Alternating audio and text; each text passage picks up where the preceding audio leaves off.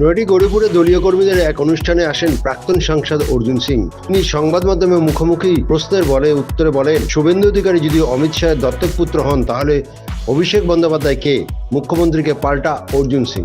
ইডির বিরুদ্ধে মিছিল শেষে সবাই দাঁড়িয়ে মুখ্যমন্ত্রী মমতা বন্দ্যোপাধ্যায় বলেন, অমিত শাহের আপডেট চান শুভেন্দু অধিকারী, ও কয়লার টাকা খায়, অমিত শাহকে পাঠায়। মুখ্যমন্ত্রীকে পাল্টা অর্জুন সিং এর প্রশ্ন, অভিষেক কে? কি বলবো, যদি শুভেন্দু অধিকারী অ্যাডপ্টেড সন হয় অমিত শাহের, তো অভিষেক ব্যানার্জি কে আছে? শুভেন্দু অধিকারীকে তো আজ পর্যন্ত কেউ দেখেনি বা কেউ কোনো মামলায় নাম আসেনি, কিন্তু ওনার অভিষেক ব্যানার্জি তো ইডি অলরেডি ওনার 150 কোটি টাকা প্রপার্টি জব্দ করেছে। তো কি অ্যাডপ্টেড সন? কোথায় থেকে কত কোটি কোটি টাকা উঠছে তো বাংলার প্রত্যেকটা মানুষ জানে, প্রত্যেকটা মানুষ দেখেছে। বিনয় মিশ্রা কে? বিনয় মিশ্রা ওনার ফ্যামিলি ফ্রেন্ড। সে বিনয় মিশ্রা ভানুতুয়াতে পাঠিয়ে দিয়েছেন, কয়েকশো কোটি টাকা মাঝে মাঝে যেতে হচ্ছে, আমেরিকার নাম করে উনি যাচ্ছেন। ভানুতুয়া আমেরিকা থ্রু, উনি দুবাই থ্রু যান, দুবাইতে বিনয় মিশ্রার সঙ্গে দেখা করে আসেন। তো এটা সবাই জানে। মমতা ব্যানার্জি হতাশায় ভুগছেন, হতাশায় ভোগার জন্য এইসব গল্পটা করছেন। সব মানুষ, বাংলার মানুষ বুঝে গেছে।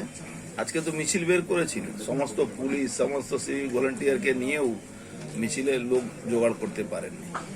মানুষ রেডি আছে, সময় অপেক্ষা আছে। হ্যাঁ, নিশ্চিতভাবে কালকে যে ঘটনাটা ঘটেছে এটা তো বোঝা যাচ্ছে কি মমতা নিজের চোর ভাইপোকে বাঁচাবার জন্য এইসব করেছে। দেখেছে ওখানে যত কয়লার পয়সা আসে সব প্রত্যেক জনের মাধ্যমে খরচ হয়। প্রত্যেক জন ওই যে হাজার হাজার কোটি টাকা নেয়, সে কয়লার পয়সা, গরু পাচার আর বালি পয়সাই আসে। তো উনি প্রত্যেক জনকে ফোন করেছিলেন, ফোন পাননি, তার জন্য উনি দৌড়ে এসছেন। তার মানে উনার ইন্টেলিজেন্স ফেলিওর আছে। এর যখনই ইডি বা সিবিআই কোনো রেড করতে যায়, লোকাল থানা ওখানে যায় আর লোকাল থানাকে ওরা নিজের যে ওয়ারেন্ট থাকে, যে ওয়ারেন্ট ইস্যু করে থাকে, সেটা দেখায়। তার মানে উনার কাছে খবর নেই, উনার ডিজি কাছে খবর নেই, উনার সিপি কাছে খবর নেই। তার মানে উনার ইন্টেলিজেন্স ফেলিওর ছিল। তাই উনি ফোন পেয়ে উনি এসছেন, ফোন পেয়ে এসে ফোন কেড়ে নিয়ে গেছেন।